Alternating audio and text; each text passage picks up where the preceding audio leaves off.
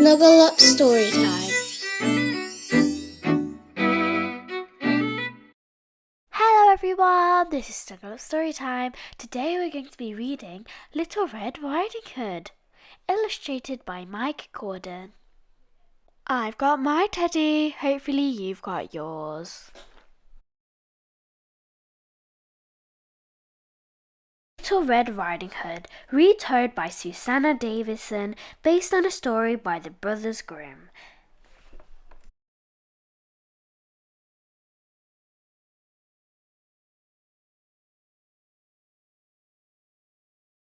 Once upon a time, there was a little girl called Little Red Riding Hood. She always wore a bright red cloak with a bright red hood. I love my cloak. She lived with her mother in a cottage on the edge of some deep, dark woods.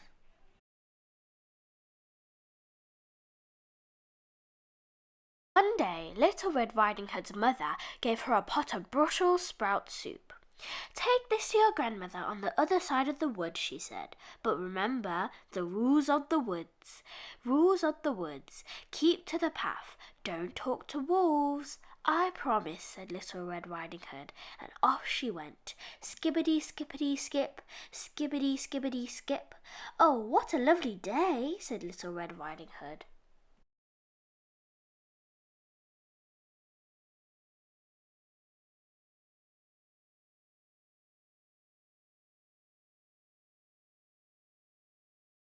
"Good morning, Little Red Riding Hood," called a woodcutter. "Good morning, woodcutter," called Little Red Riding Hood.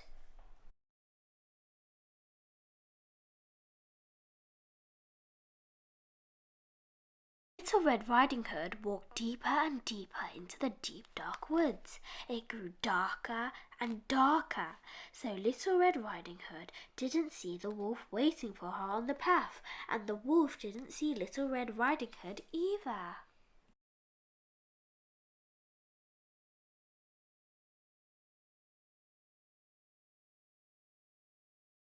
Little Red Riding Hood stumbled straight into the wolf.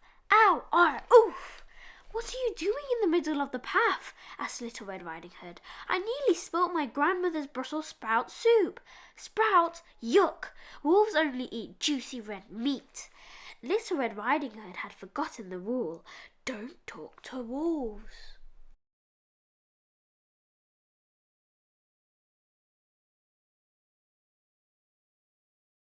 Wolf was just about to gobble up Little Red Riding Hood when he had a brilliant idea.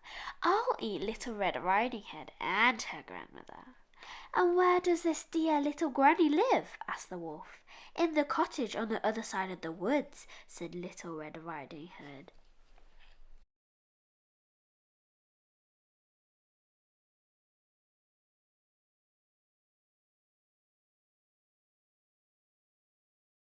Wolf raced to the cottage and knocked on the door. Tap, tap, tap. "Come in," called the grandmother. The wolf leaped into the room and gobbled up Little Red Riding Hood's grandmother in 2 seconds flat. Bony, but not bad.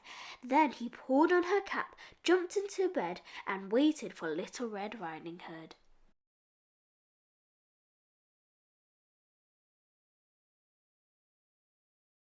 Soon there was a knock at the door. Tap, tap, tap. "Come in," snarled the wolf as softly as he could. Little Red Riding Hood looked at her grandmother, then looked again. "Oh, Granny, what big ears you have!" "All the better to hear you with." "Oh, Granny, what big eyes you have!" "All the better to see you with." "Oh, Granny, what big teeth you have!" "All the better to eat you with." In one bound the wolf was out of bed and gobbling up Little Red Riding Hood. "Delicious," he said, then fell fast asleep. He slept, he snored very loudly. Zzz. "What's going on?" wondered the woodcutter.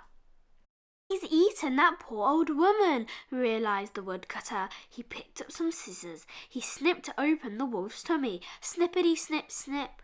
And out popped Grandmother and Little Red Riding Hood too.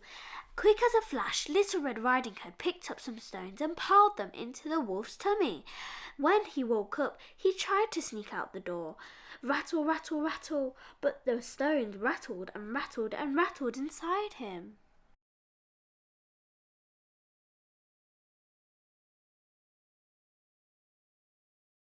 Everyone can hear me coming. I'll never catch anyone, cried the wolf. Exactly, said the woodcutter. You'll just have to eat vegetables instead, said Little Red Riding Hood. The wolf was never able to eat another person. Ugh, Brussels sprout soup. As for Little Red Riding Hood, she never ever talked to a wolf again. The end.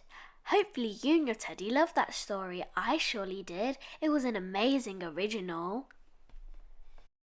Make sure to like and subscribe for more. That's only if you want to. That's it from Snuggle Up Storytime.